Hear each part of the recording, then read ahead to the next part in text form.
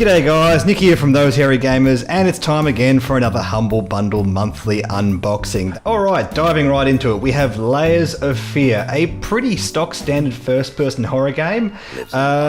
What's different about this one is the theme. You're a Victorian-era painting who has to work on his magnum opus, and he sort of starts to face his own demons, and the paintings around him come to life, and you go into paintings, and it's a psychedelic trip fest with lots of cool horror stuff in it. Retails for $20 US on Steam, so that's already great value right out of the box. Alright, next we have Black Mesa. Now, I take notes on what to say when I do these unboxings because I open it in advance and sort of go, oh yes, I have to talk about this. On my notes I have here, it is a Half-Life remake. That is it. This game is a remake of the game Half-Life, which if you don't know is a really cool first-person shooter back from the 90s, I want to say. It's used all the modern aspects of the new Source engine, and it just looks awesome, plays great. For some reason, still in early access. Not quite sure why that is. It's been in early access for ages, but people seem to love it regardless, so I don't think that really matters too much. We also have The Witness, a first-person puzzle exploration game where you're a random dude that gets dropped onto this island you see behind me, and you go through these different sort of themed sections with different puzzles. It looks utterly gorgeous. I've watched a few other YouTubers do a playthrough of this, and it just looks like it's great fun.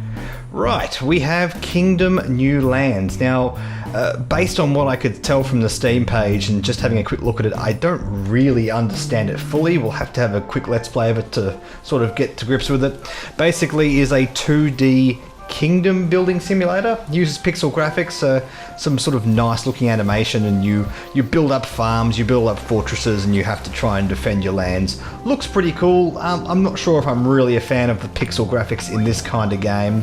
I've said it before, I don't think pixel graphics is necessarily a good thing unto itself. It really has to be justified within the game that it's in. You know, we had pixel graphics back in the 90s because that's what we had to use. I've said this many times before. So it'll be interesting to see what this one's actually like. Next we have Event Zero in brackets. This is a weird looking thing. I'm really keen to have a look at it. Basically, you end up on a completely isolated space station with no other people on board, and you have to befriend the AI controlling that space station, and through a sequence of puzzles and talking to the computer through the terminal, you have to get back to Earth. Yeah, that looks really, really cool. Really looking forward to having a go at this one. Okay, next we have Tumblestone, a sort of match 3 puzzle kind of game. Looks like it takes a bit of a new twist on the whole match 3 thing. You have an entire grid of blocks on the screen at any one time, and you have to work through those blocks one by one. It's not like another match 3 where you have random falling blocks and you've got to put them in place, yada yada yada. It is set puzzles.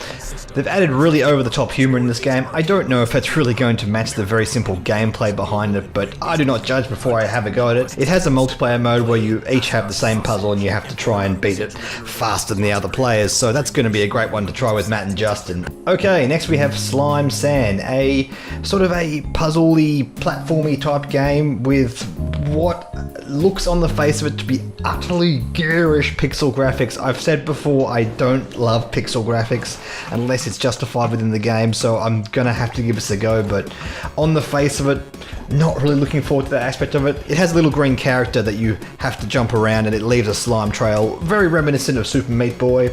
Yeah, not much to say about this one until I give it a go, so we'll leave it there. Okay, last we have Jorns, or Yawns, I'm not quite sure how it's meant to be pronounced.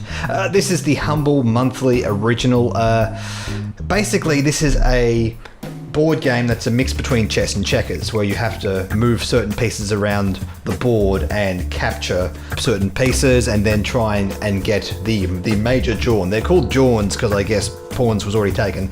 They've added a little video which is just the developers having a little shtick about, oh, we should give people free pretzels instead of actually talking about a game, which is kind of funny, I guess. But guys, just if you're putting it in the Humble Monthly, just talk about the game so people like me can actually understand and inform people how it goes, because this is just silly.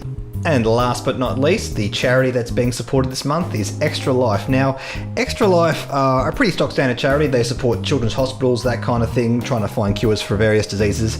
The interesting thing about this charity is how they raise money. What they do is they hold these 24-hour gaming streams where various groups, for example, I know Achievement Hunter have done this kind of stuff, where they basically just have a 24-hour game stream, just take requests, play whatever games they want, and raise money across the course of that. And it's just a really cool, interesting way of playing games and raising money for charity. So big props to these guys. They do a great job. Cool. So that was the 2017 April Humble Bundle Monthly. Give us a like and subscribe. We'll continue to cover these each month, and I will catch you guys later on.